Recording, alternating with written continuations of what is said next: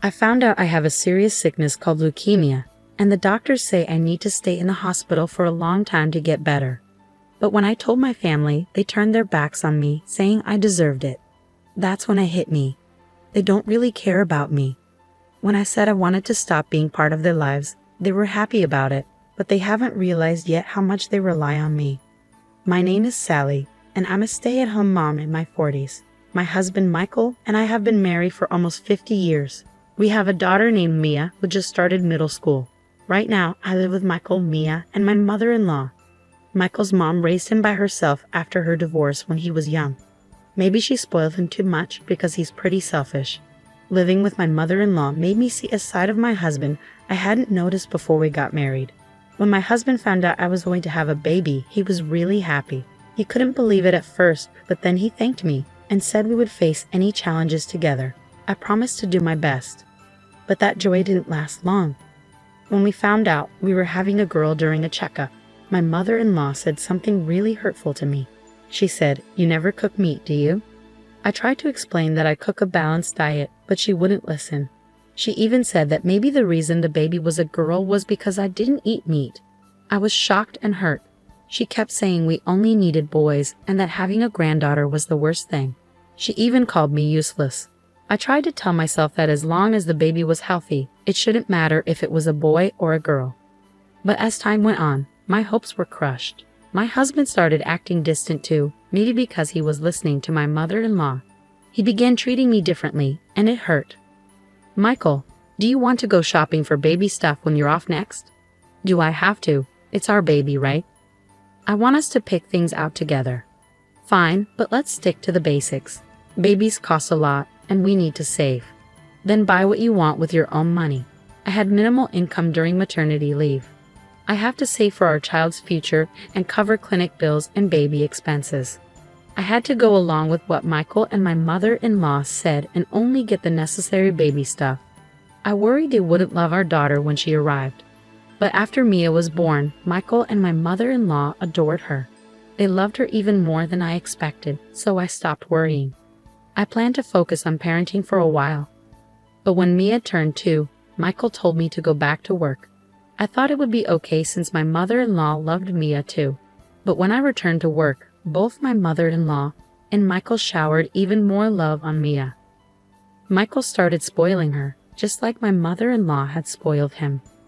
I tried to teach Mia right from wrong with love, but it seemed she didn't see it that way. Before I knew it, Mia didn't like me and preferred to be with my husband and mother-in-law. "Hey Mia, it's time for kindergarten. Let's go together." "I don't want to go with Mommy. I want Grandma." "Mia, Mommy has to work too. Let's go to kindergarten together, okay?" "I hate Mommy. I love Daddy and Grandma." "Mia, please don't say that." "No, Mommy, just go away." Mia's words were really hurting my feelings. My mental health was suffering because of it. But my husband and mother-in-law didn't try to stop her. Instead, they looked at me like I deserved it. These tough times continued for about 10 years. Even in middle school, Mia hasn't changed. She avoids me and sticks to my husband and mother-in-law. And because of that, she's become uncontrollable. She screams and breaks things when she doesn't get her way. When I try to discipline her, she yells back at me. "Mia, can we talk? Did you take money from my wallet?" "Yeah." "So what? You're my mom. You can give me money, right?"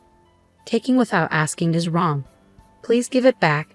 "No way. It's your fault for not getting me the Gucci wallet. I want it for my birthday. You're only in middle school. You don't need expensive things yet. I can get them when you're older." "I want it now. Why don't you understand, you old hack?" "Mia, don't talk like that. You're so annoying, Grandma. Mom is being mean to me." When I scold her, Mia turns to my mother-in-law for help. And my mother-in-law sides with her, blaming me too. "What's wrong, Mia? Did Mom upset you again?" "Listen, Grandma, she won't get me the Gucci wallet for my birthday. And she won't give me money either. Can you believe it? That's not fair. Your mom is being stingy. Grandma will get you the wallet next time, okay?" "Yay, thank you, Grandma." "You're welcome." "I love you, Grandma." Mia happily hugged my mother-in-law. Branded stuff is too much for her age, I thought. I disagreed with my mother-in-law. "Wait, Mom, Mia is still in middle school. Shouldn't we hold off on buying her expensive things?" I suggested. "But maybe not yet. You're so stingy. I feel sorry for Mia having you as her mom, my mother-in-law snapped back. Every day, my mother-in-law spoiled Mia, buying her whatever she wanted. My husband did the same, filling our house with expensive stuff Mia barely used. Besides Mia's issues, there was another problem in our house. My mother-in-law's spending. I noticed she kept buying strange rings and bracelets. When I asked, she said a friend recommended them, but I suspected it was an MLM scheme. I wondered where she got the money since she was always buying things for Mia. Turns out, she was borrowing from banks. When I confronted her, she brushed it off, saying it wasn't my concern. I grew to hate dealing with family problems, so I threw myself into work, often working late. My husband and mother-in-law criticized me, but I didn't care. I just didn't want to be home. Then one day, I collapsed at work. Tests revealed I had leukemia, likely brought on by stress. I needed long-term treatment, so I was hospitalized. I called my mother-in-law from a hospital. I'm sorry to bother you, but I collapsed at work. I've been diagnosed with leukemia, and I need to stay in the hospital. You have leukemia? I hoped she'd be at least a little concerned about my illness. But that hope quickly faded. It's a good thing you finally got seriously sick. I was shocked by my mother-in-law's response. What? What are you saying? I asked. I've been annoyed with you every day. This serves you right, she said callously. That's a horrible thing to say.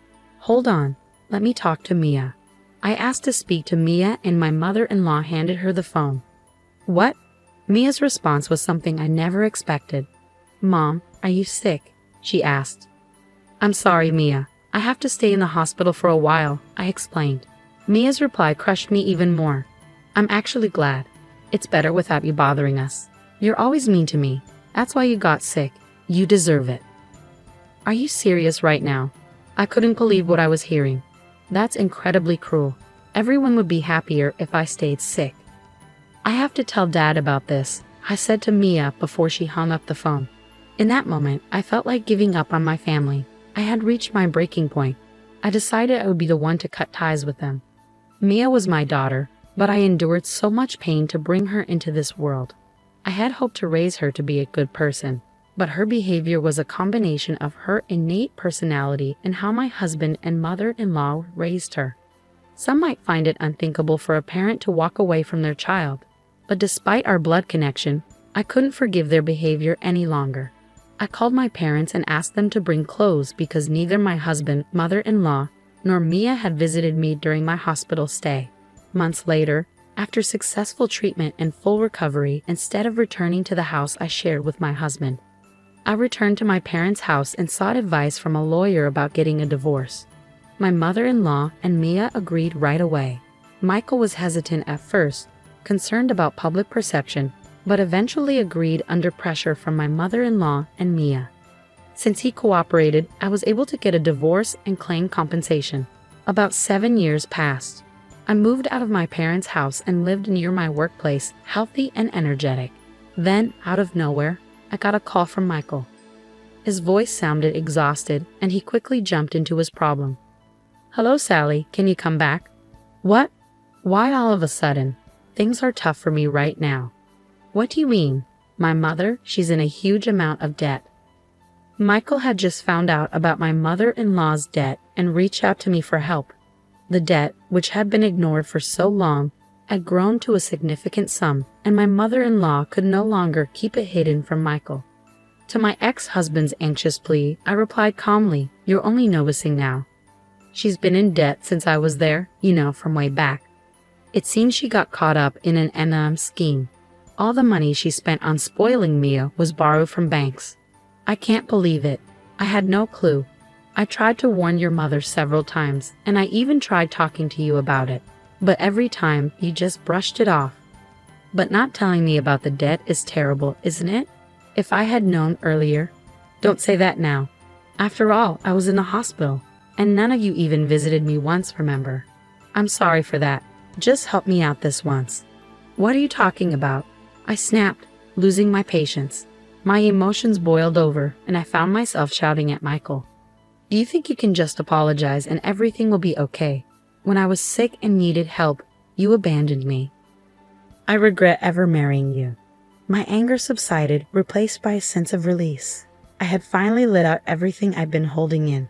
You should end up in debt like your mother and suffer for once. Please calm down. I'll apologize. Shut up. It's disgusting to start relying on your divorced ex-wife now. In the background, I could hear Mia's voice.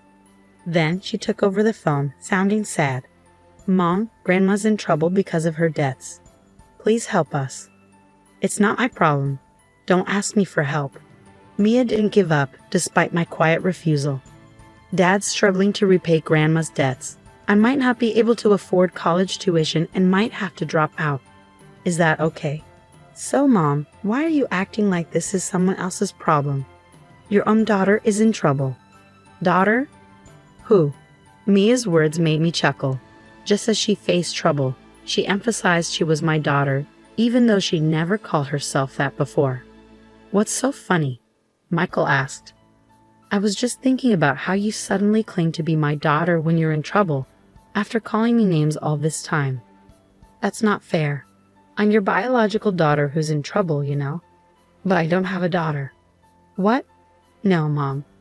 I made that decision 7 years ago when I was hospitalized. I don't need a family like you anymore. We're divorced, so we're just strangers now, okay? Mom, please don't say that. Stop. Don't call me Mom because I'm not your mother. You should live happily with your father and grandmother who's in debt. Don't ever contact me again. You're just a burden in my life. With that, I ended the call and blocked their numbers to ensure they couldn't reach me again. After that, I heard that my ex-husband and mother-in-law were working tirelessly to repay their debts. They sold everything they owned, but it wasn't enough. They were struggling to make ends meet and even struggled to eat properly. My daughter couldn't afford her tuition and had to drop out of college. The expensive items she had were sold to pay off debts, leaving her with nothing. It seems even she is working to repay her grandmother's debts. It's heartbreaking to see my daughter facing such hardships compared to her peers. They really are foolish and helpless. They brought this upon themselves. As for me, I've purchased an apartment close to my workplace.